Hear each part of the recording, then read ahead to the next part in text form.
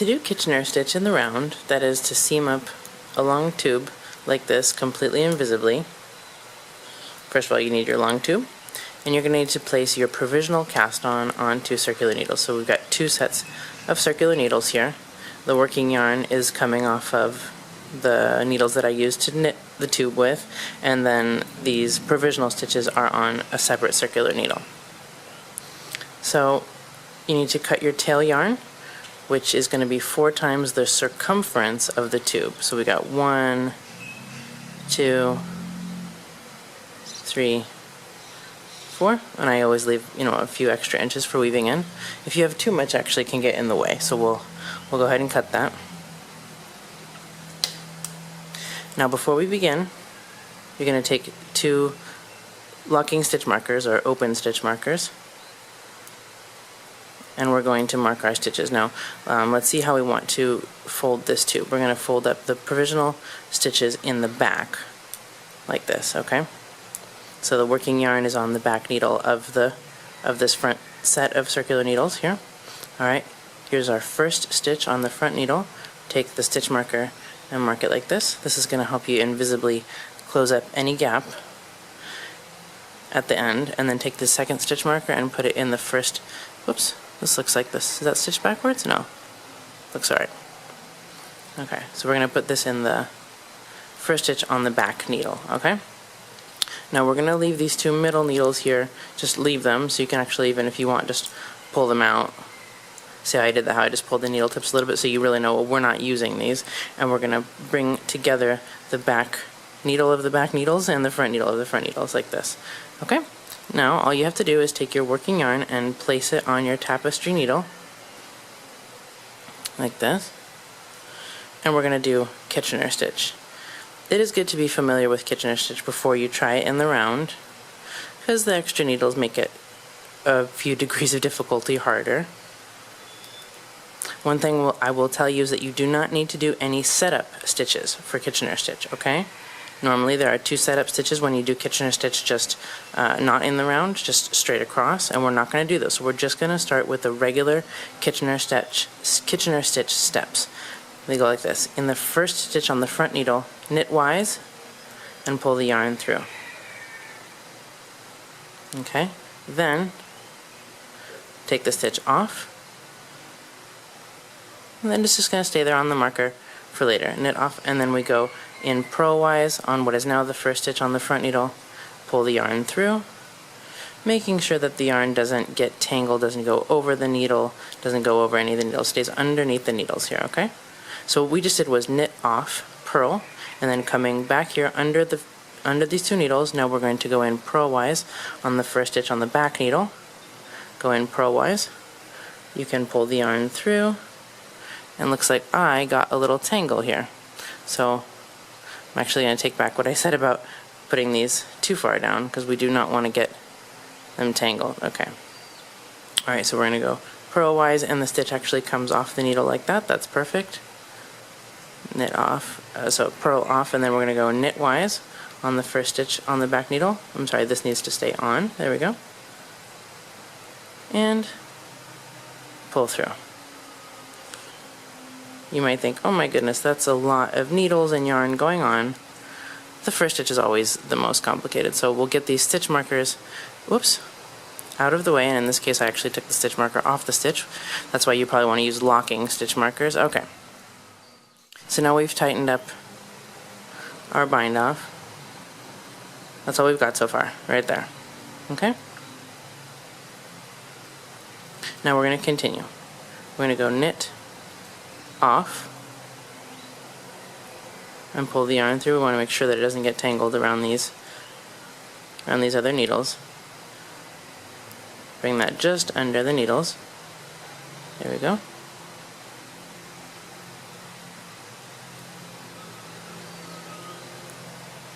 Knit off, and then we go in purlwise on what is now the first stitch on the front needle, and just pull the yarn through. Good. Okay. Now we're going to do the opposite here on the back needle. We're going to go purl, and you can just kick that stitch off while you're pulling the needle through, while you're pulling the yarn through. That's no problem. Purl off, and then we go knitwise. So it's a purl off knit. That's an easy way to remember what you need to do. purl off, knit. We continue the same sequence.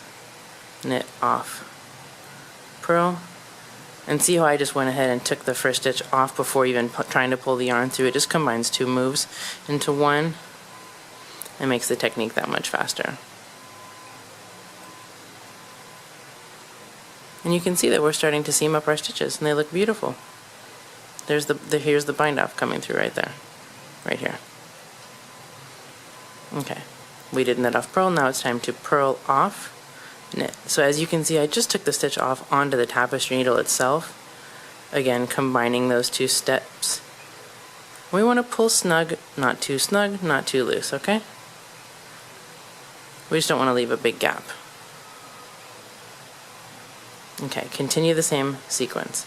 And I'm going to show you what to do here. If you're using magic loop like I am, it adds a little bit of difficulty when you come to the last stitch here. So I did knit off, purl. Now I'm going to go purl off. Sorry, just adjust the needles there. Okay, now we're going to go purl off, knit.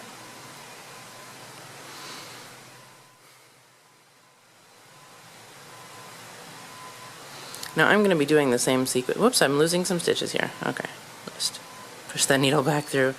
I'm going to be doing the same sequence all the way around. So if you want, you can skip to the end and just see how to close the last stitches off, which is important. But I'm just going to be repeating myself. But I will show you what to do right here when the and actually we have 2 stitches left. So what we're going to do right now, before things get any more complicated, let's go ahead and just redistribute these needles so that everything's on one end of the circular needle now. So I'm going to go ahead and pull both of these needles and just pull all this cable through.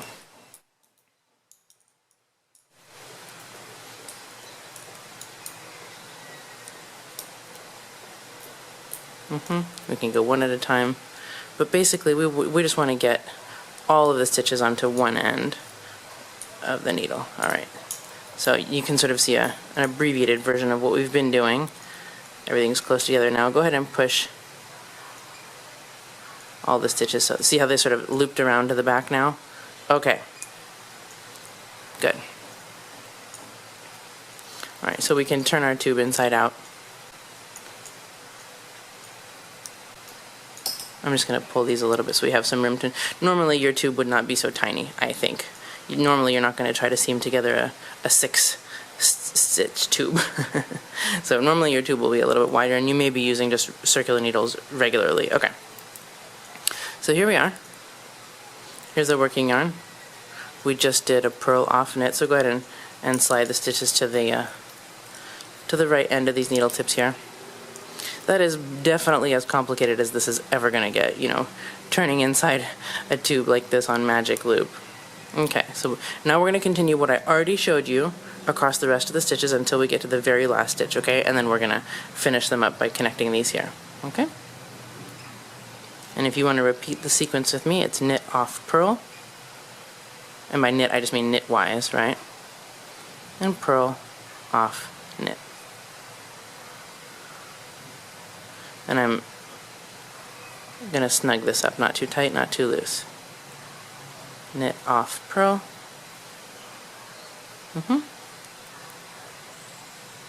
Purl off, knit.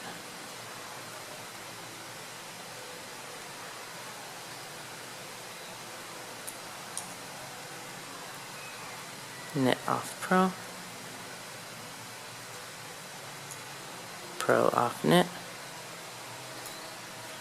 So this is exciting, right? I mean, this is the very last step of your project, and you're going to be able to wear it and show it off and enjoy the new technique that you've learned. So this is really worth taking the time to get right. You don't need to rush. Enjoy what you're doing. Think about how far you've come in your knitting. Think about all the beautiful things that you're going to be able to knit in the future. Now that you know how to do Kitchener stitch in the round, you'll be able to do like circular cowls, double thick cowls like this.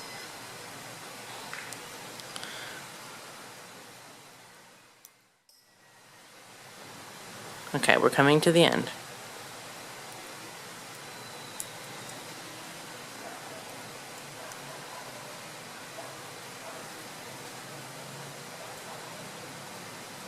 Looking good, right?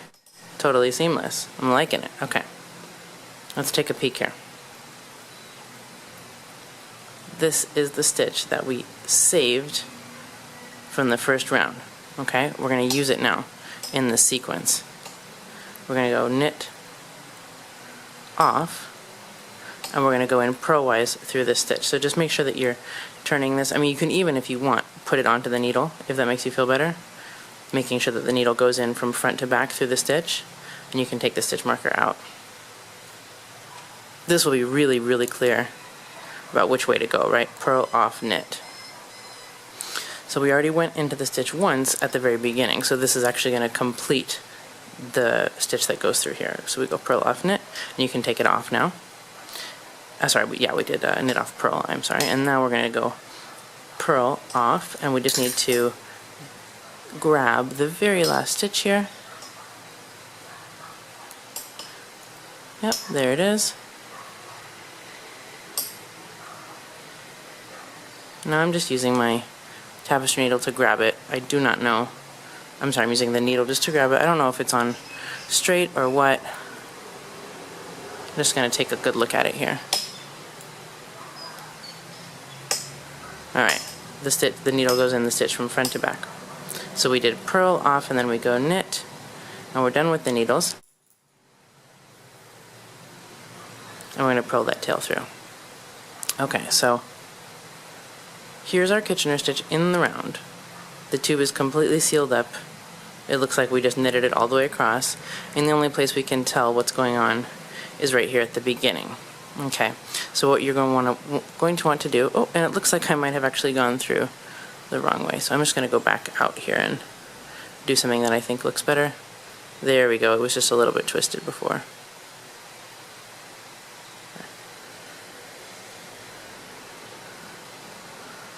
Okay, so we can use this yarn and go up through the stitches and close up these holes right here. We can go, let's see, we can go back around.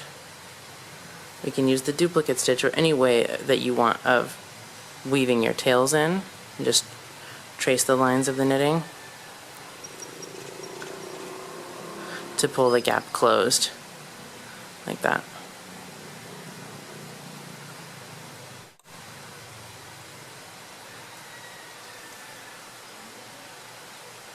There you go.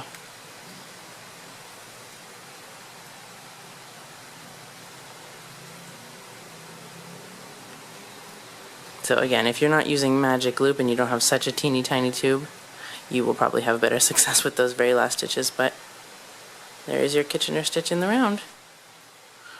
Good work.